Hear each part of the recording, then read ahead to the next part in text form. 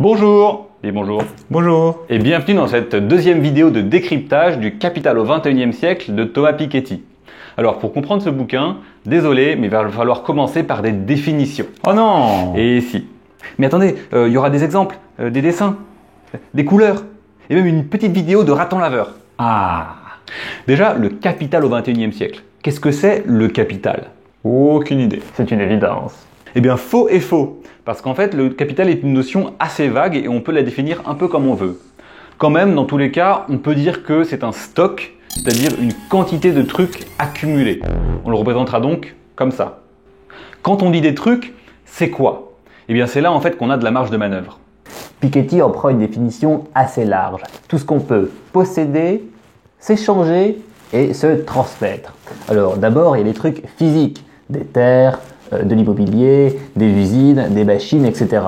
Puis des choses immatérielles. D'abord du capital financier, votre compte en banque, votre livret A, des actions si vous en avez. Et puis également des choses un peu plus abstraites comme de la propriété intellectuelle, des brevets scientifiques par exemple. Et en fait, il y a une troisième catégorie. Une idée? Non. Des esclaves.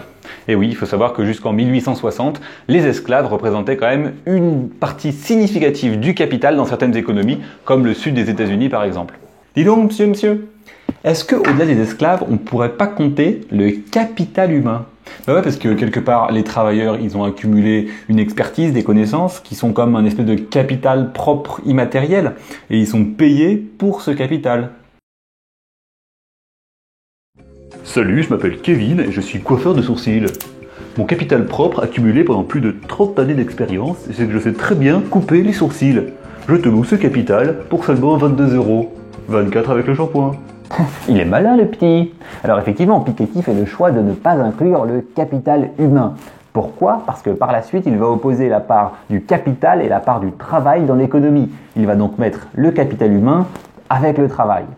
Il va également parler d'héritage et de succession. Or, si l'on peut hériter de ses parents une maison ou une entreprise, on peut rarement hériter de ses employés.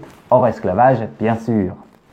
Traditionnellement, on répartit le capital national d'un pays entre capital public, détenu par l'État, et capital privé, détenu par des gens ou des entreprises. On peut également faire la distinction entre capital intérieur, qui est sur notre territoire, et capital net étranger, c'est-à-dire ce que les Français possèdent à l'étranger, votre maison en Espagne par exemple, moins ce que les étrangers possèdent en France. Par exemple, le château de Mick Jagger en Indre-et-Loire. Eh oui, véridique. Maintenant, les revenus. C'est peut-être le plus facile à comprendre. Les revenus, c'est un flux. C'est l'argent qu'on gagne tous les mois, tous les ans. On le représentera donc par une flèche. Alors par exemple, le revenu national, à quelques détails près, ça correspond à peu près au PIB que vous connaissez.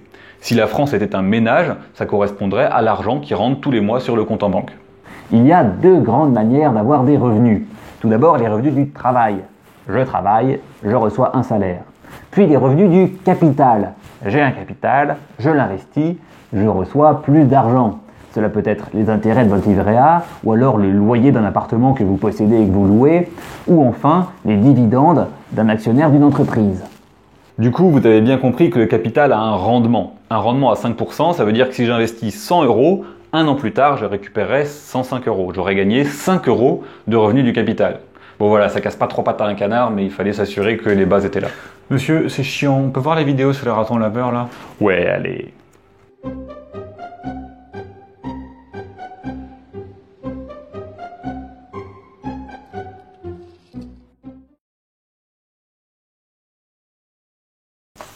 Bon, on a vu capital, revenu. Maintenant, Piketty introduit un concept hyper important.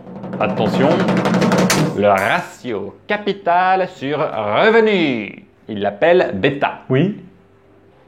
On peut parler du bêta d'un pays ou d'un ménage. Pas de panique, c'est en fait très simple à comprendre. Bêta, c'est un temps mesuré en années. Cela représente le temps que vous mettriez à accumuler votre capital si vous ne dépensiez rien. Et à quoi ça sert? Pour un pays, ce ratio sert à mesurer la part du capital dans l'économie.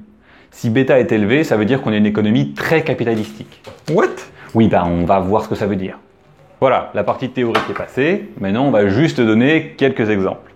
Alors, prenons par exemple Monsieur Dussum. citoyen français de qualité moyenne, il gagne 30 000 euros par an. Sur ces 30 000, un tiers, c'est-à-dire 10 000, sont des revenus de son capital et 2 tiers sont des revenus de son travail. Alors bien sûr, c'est une moyenne.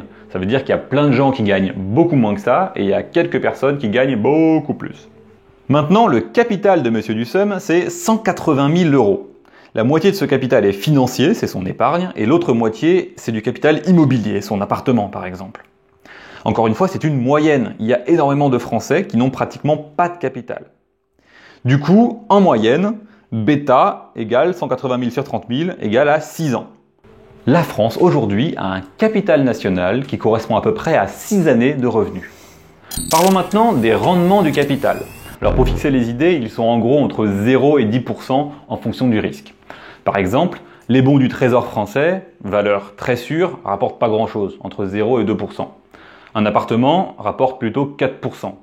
Une action dans une entreprise, plus risquée, rapporte 6 à 8%. Et puis ensuite, dans les trucs exotiques, un investissement dans une start-up peut rapporter plus de 20%. Ça, c'est juste le cas français. Mais vous imaginez bien qu'au niveau mondial, c'est extrêmement différent. Voici les revenus moyens mensuels d'un Indien, un Chinois, un Russe, un Japonais, un Français et un Américain. Voilà. Ça va de 240 à 3000 euros par mois. 13 fois plus pour un Américain que pour un Indien. Vache. Et encore, ça va beaucoup mieux. Avant, c'était bien pire. Aujourd'hui, l'Europe et les États-Unis ne représentent que 50% du revenu mondial, alors qu'en 1950, ils en représentaient encore 75%. Donc les inégalités au niveau mondial se sont bien résorbées avec le rattrapage des pays émergents basé sur la diffusion des connaissances et des techniques.